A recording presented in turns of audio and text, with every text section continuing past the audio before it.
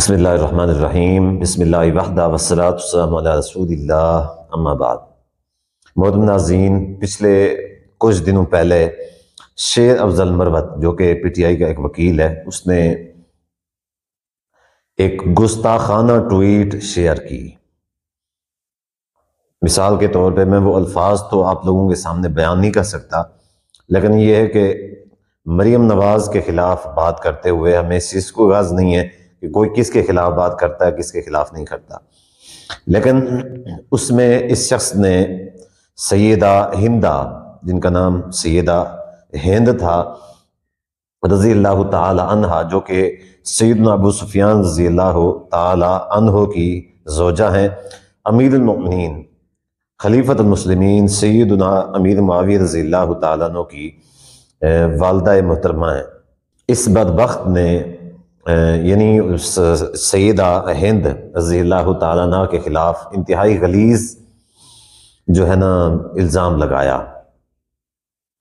تو اس حوالے سے میں صرف اور صرف دو باتیں عرض کرنا چاہوں گا۔ ایک تو یہ کہ اس کا یہ جو جرم ہے یہ کس حد تک کا جرم ہے، دوسرا یہ کہ جو اس کی وکالت کرنے والے لوگ ہیں، جو اس کے حمایتی ہیں، ان کے لیے بھی میں انشاءاللہ جو ہے نا مختصراً بتاؤں گا کہ ان کا جو اعتراض ہے، وہ جو اس کا دفاع کر رہے ہیں جس بنیاد کے اوپر، کیا وہ جائز ہے یا پھر جائز نہیں ہے۔ سب سے پہلے تو اس نے بعد میں یہ جو ٹویٹ کیا، بعد میں جب عوام کا رد عمل آیا تو اس نے ٹویٹ ڈیلیٹ کر دیا، اور اس نے پھر یہ ٹویٹ کیا کہ مجھے تو اس بارے میں علم نہیں تھا کہ وہ مسلمان ہو گئی تھیں، انہوں نے اسلام قبول کر لیا تھا۔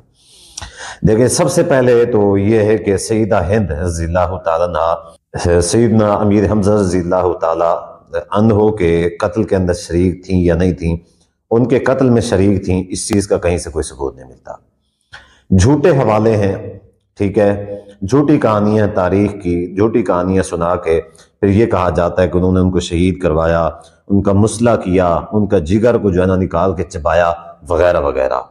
یہ ساری کی ساری جو باتیں ہیں، یہ ساری کی ساری باتیں جھوٹی ہیں، بالکل بے بنیاد ہیں۔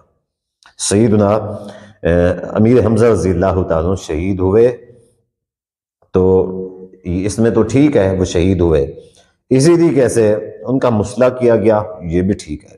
مسئلہ کس نے کیا، اس بات کا ثبوت نہیں ملتا۔ کلیجہ نکال کے چبایا گیا، اس بات کا کہیں سے کوئی ثبوت نہیں ملتا۔ تو اس طرح کی بات کہنا، پھر بعد میں یہ کہنا کہ مجھے تو اس بات کا علم نہیں تھا کہ وہ مسلمان ہو گئی تھی، ورنہ میں اس طرح کی بات نہ کرتا، تو بھائی اس طرح کی جہالت بکنے سے پہلے یعنی تحقیق کر لیا کرو۔ اگر جاہل ہیں تو آپ کو اس طرح کی بات کرنے کی کوئی ضرورت نہیں ہے، پہلی بات۔ دوسری بات یہ ہے کہ جو اس کے وکیل بنے ہوئے ہیں، چند دو ٹکے کے مولوی، جن بیچاروں کو دین کا کچھ بھی علم نہیں ہے، وہ وکیل بنے ہوئے ہیں، وہ کہتے ہیں جی مولوی کرے تو ٹھیک ہے، اگر دوسرے کریں تو پھر یہ جرم ہے۔ تو کہتے ہیں کہ مولویوں نے تو یہ کہانیاں سنائی ہیں کہ ان کو شہید کیا گیا، ان کو جو ہے نا سیدہ ہندہ نے جو ہے نا ان کا کلیجہ چبایا، وغیرہ وغیرہ۔ بھئی جھوٹی روایات ہیں، بعض مولویوں نے بیان کر دی۔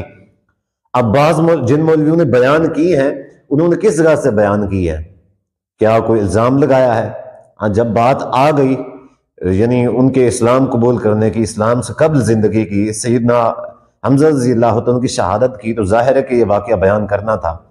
اب چونکہ سند کے اعتبار سے صحیح نہیں تھا، یہ ان کی غلطی ہے، لیکن جس انداز میں انہوں نے واقعہ بیان کیا ہے، شیر افضل مروت نے اس انداز میں بیان نہیں کیا۔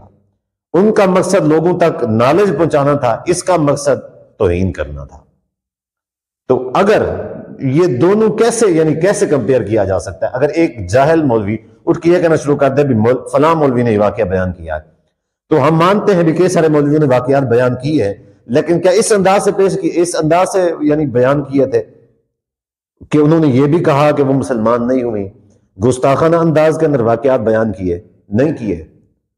ظاہر ہے کہ جو اس کو صحیح سمجھتا ہے، جس کو اس بات کا علم نہیں ہے، تو وہ جب سیدنا امیر حمزہ کی شہادت بیان کرے گا، یا سیدہ ہندہ کا جو اسلام کو قبول کرنا، یا سیدنا وحشی کا اسلام قبول کرنا بیان کرے گا، تو ظاہر ہے کہ وہ اس طرح کا واقعہ بیان کرے گا جو اس کو صحیح لگتا ہے، اس کو علم نہیں، ضعیف ہے۔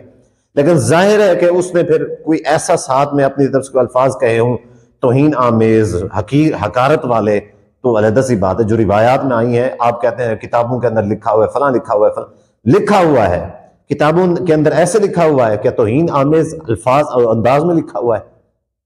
تو اللہ کے لیے اپنے گریبانوں میں جھانکیں، یعنی صحابہ اور صحابیات کے جو گستاخ ہیں ان کے دفاع کے اندر کیوں شریک ہو رہے ہیں؟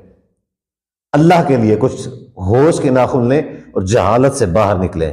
مجھے اس سے زیادہ گلا ایسے جاہل مولویوں سے جو اس کے وکالت کریں، جو اس کا دفاع کریں جہالت کی بنیاد کے اوپر۔ یہ فلاں خطیب نے لکھ دیا، کتاب میں لکھا ہوا ہے تو اس نے کہہ دیا تو کیا حرج ہے؟ بھی کتاب میں ایسے لکھا ہوا ہے، کتاب میں ایسے لکھا ہوا ہے کہ سیدہ ہندہ جو تھیں ان کے مسلمانوں کے خون سے ہاتھ رنگے ہوئے تھے، نعوذ باللہ، ایسے لکھا ہوا ہے۔ یعنی وہ کس پس منظر کے اندر لکھا ہوا ہے، اور یہاں پہ اس نے کس پس منظر کے اندر لکھا ہے، کس مقصد کے لیے لکھا ہے، وہ بھی تو بیان کریں۔ تو اللہ تعالیٰ سے دعا ہے کہ اللہ تعالیٰ جو ہے نا حق اور سچ کی فتح نصیب فرمائے، اللہ تعالیٰ مسلمانوں کو ہدایت عطا فرمائے کہ بجائے اس کے کہ اپنی سیاسی لیڈر کو بچانے کے وہ صحابہ صحابیات اور دین کے دفاع میں آگے ہوں۔